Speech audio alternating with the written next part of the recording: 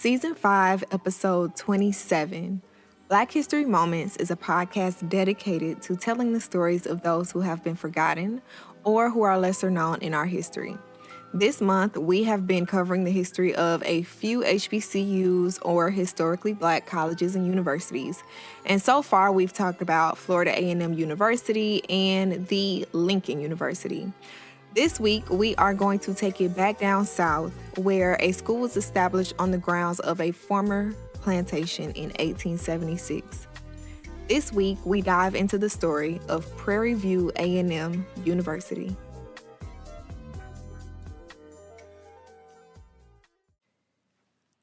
Thus far during this year's Black History Month podcast episodes, we've been to Florida with the story of Florida A&M University.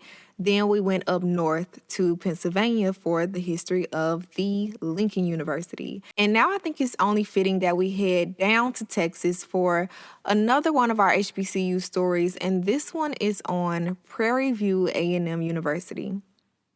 If you're familiar with the story on Juneteenth, if you're not, we have a podcast episode on it if you want to understand the holiday a little bit more. But if you are familiar, then you know the importance of Juneteenth. And you know that it lies in the fact that after the Emancipation Proclamation came into effect, there were still enslaved people in Texas that had not gotten the word, they had not gotten the memo about their freedom. So that is why I wanted to make sure I covered the history of the first state-supported college in Texas for African Americans. After the Civil War, the 15th Texas Legislature established Alta Vista Agriculture and Mechanical College of Texas for colored youth. In the Texas Constitution of 1876, separate articles established an agricultural and mechanical college, and it also pledged that separate schools shall be provided for the white and colored children, and impartial provision shall be made for both. For this to be able to happen, it took the efforts of state representatives William Holland, who was of Wharton County, and State Senator Matthew Gaines out of Washington County. Both of these Black men were sons of mothers who had been enslaved. And when I think about this, it's almost hard to wrap my mind around. It's kind of hard to grasp that formerly enslaved mothers raised sons who could then become senators and state representatives in just one generation. Both these men served during the time of Reconstruction when Black people could be elected to office, but if this story sounds familiar, that's because it is. You may recall in the episode on the history of FAMU, there was a Black man elected to the Florida legislature who aided in FAMU becoming the state normal college for African Americans. But in the following year or two, segregation came into play, and then all of those Black elected officials were no more. This is the same story, but just a different state. And so, in compliance with the Federal Morrill Land Grant College Act, which provided public lands for the establishment of colleges, it was authorized that an agricultural and mechanical college for the benefit of colored youth as part of the Agricultural and Mechanical College of Texas be established. Now, at that time, that college is what we now know as Texas A&M University. So according to Prairie View's history, the board of directors purchased the lands of the Alta Vista Plantation, which consisted of about 1,388 acres from Miss Helen Mar Kirby. Now, Mrs. Kirby was the widow of the late Civil War Colonel Jared Ellison Kirby. They purchased the land from her for the establishment of the State Agriculture and Mechanical College of Texas for colored youth, what we now know as Prairie View. And the former Alta Vista Plantation was once a place where hundreds of enslaved people were forced to do heinous things. We've heard of a lot of the stories that occurred on plantations, but I am of the belief that the things that we have heard can't even begin to compare to what was actually happening on plantations. So Miss Kirby still lived on the plantation. The board of directors comes down. They talk to her, hey, we want to purchase the land from you. And she agrees. By the time they approached her, her husband had passed. But when he was alive, both Miss Kirby, and her husband had a history of how they treated and also how they felt about Black people. There was a bill of sale from the Kirbys purchasing an enslaved woman named Lucinda in Galveston, Texas in 1858. And another find came in the form of a newspaper article that revealed that Colonel Kirby had sent enslaved people from his plantation to go and tend to Confederate soldiers by clothing and feeding the same troops that were fighting to ensure that those same people remained property of Colonel Kirby. But the board purchased the land from Helen Kirby for about $15,000, and Commissioner Asheville Smith turned the school over to the Texas A&M board, and the Texas A&M president, Thomas S. Gathright, hired Mississippian L.W. Minor as the first principal. On March 11, 1878, 8 young men enrolled in Alta Vista Agricultural and Mechanical College for colored youth with a tuition of $130 for 9 months of instruction, which also included one uniform that they would wear and also boarding, so where they would be housed during those 9 months. $130. The first 8 students were the first Black men to enroll in a state-supported college when they began classes on that day, March 11th, 1878. Now, just 1 year later, in 1879, the governor of Texas, O.M. Roberts, who was also a board chair for Texas A&M, suggested that the school be closed, which again, this school at this time is an offshoot of Texas A&M, what we now know as Texas A&M, but the offshoot in this case is for Black people. So the governor suggests closing the school because he said that there just weren't enough people attending it. Now, I found this interesting because the school had barely been open a year, right? So they hadn't allowed enough time to pass before saying, well, there aren't enough people enrolling, so let's just close it. But another thing that I found interesting about the governor's suggestion to close the school was that when he was elected governor, his focus was on decreasing the state's debt. So Texas was in a serious amount of debt at this time. So when he ran for governor, that was one of his focuses. He wanted to decrease the amount of debt that Texas was in. And one of the ways that he did this was by selling public lands to finance the debt. Now, I could be wrong, but I think the governor's suggestion to close the school had less to do with the enrollment and more to do with being able to sell the land to decrease the state's debt. But according to the Texas State Historical Association, Barna Sears, who was an agent for the Peabody Fund, persuaded the 16th legislature to charter 2 normal schools for the training of teachers, one of which was named Prairie View Normal Institute. The Texas A&M board met at Hempstead in August 1879, established 13 elementary and secondary subjects, and founded the co-educational institution. Girls were housed in the Plantation House, now called Kirby Hall, and boys were housed in a combination chapel and dormitory called Pickett Hall. Originally, the university's curriculum was designed by the Texas legislature to be that of a, quote, normal school for the preparation and training of teachers, but it was later expanded to include the arts, the sciences, home economics, agriculture, mechanical arts, and nursing after the university was established as a branch of the Agricultural Experiment Station, or the Hatch Act of 1887. Now, this made it a land-grant college under the Morrill Act of 1890.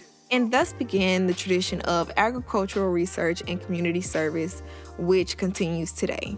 All of that from the university's website. They continue that the 4-year senior college program began in 1919, and in 1937, a division of graduate studies was added. Now, this offered master's degrees in agricultural economics, rural education, agricultural education, school administration and supervision, and also rural sociology. In 1926, Willie R. Banks came from Texas College in Tyler.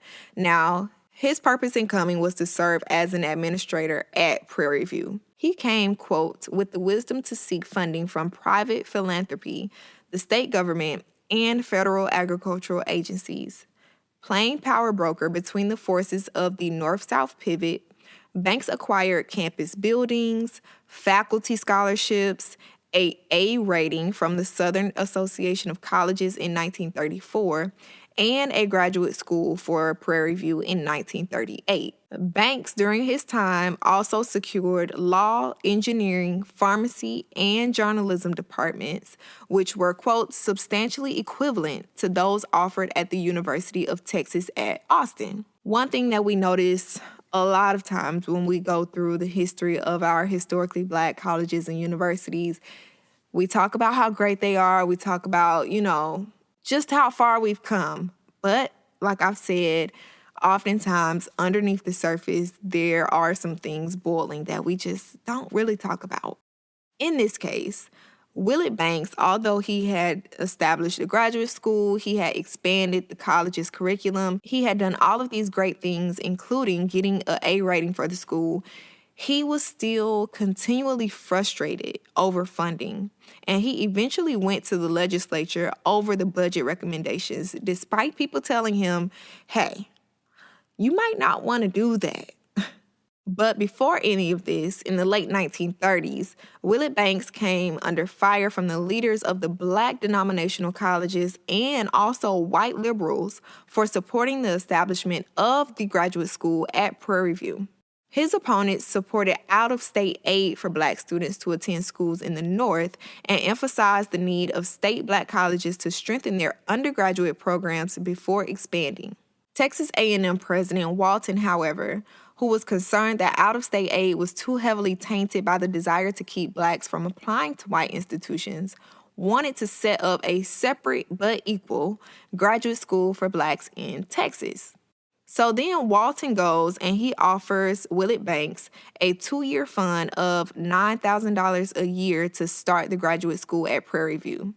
Now, this is all happening. He's giving him the $9,000 a year while both Black people and white liberals are against this graduate school coming because they wanted the undergrad programs to be strengthened first, and then instead of creating grad schools in the South, they wanted those students to graduate undergrad at their schools and then go up north and have their graduate school education. But Willie Banks was like, why would we do that when we can just do it here?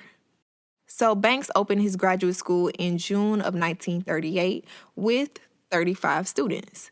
Now, by his rationale, he had settled all doubts at Texas A&M about his public acceptance of segregation. However, after a while, he just got tired of having to fight for funding with the state, and he announced that he was going to retire in the spring of 1946, and that he did. But before retiring a year prior in 1945, the name of the institution was changed from Prairie View Normal and Industrial College to Prairie View University. And the school was also authorized to offer, as need arises, which is what they stated, all courses offered at the University of Texas. In 1947, the Texas legislature changed the name to Prairie View A&M College of Texas, and on August 27, 1973, the name was changed again to what we know today as Prairie View A&M University, and its status as an independent unit of the Texas A&M University system was confirmed. So remember, in the beginning, it was established as an offshoot of Texas A&M. We're going to put the Black people over there to get their education. But now, when this happened, it's kind of like cutting the cord, and they were their own separate entity. In 1983, the Texas legislature proposed a constitutional amendment to restructure the Permanent University Fund to include Prairie View A&M University as a beneficiary of its proceeds. The Permanent University Fund is a perpetual endowment fund originally established in the Constitution of 1876 for the sole benefit of Texas A&M University and also the University of Texas. The 1983 amendment also dedicated the university to enhancement as an institution of the first class under the governing board of the Texas A&M University system. The constitutional amendment was approved by voters on November 6th, 1984. In 1992, Prairie View A&M University had a faculty of 305 and a student enrollment of nearly 5,660 people. It was also the largest employer in Waller County. Today, over 130 years since its establishment, the university has 8 colleges and schools and more than 70 degree programs ranging from nursing, business, agriculture, and more. So even as an offshoot of the predominantly white university, Texas A&M in this case, and after being established on a land where hundreds of enslaved people faced terrible conditions, Prairie View A&M University has not only persisted, but has succeeded in its original mission of educating Black people. And for that, I wanted to shine a spotlight on this institution of higher education as we highlight our HBCU history. That brings us to the end of this episode. I hope that you share it with someone that you know, whether it be a coworker, friend, your auntie, your cousin, that coworker in the break room with you, or maybe even a graduate of Prairie View A&M University. I hope that you remember that you too are Black history, and I will see you in the next one.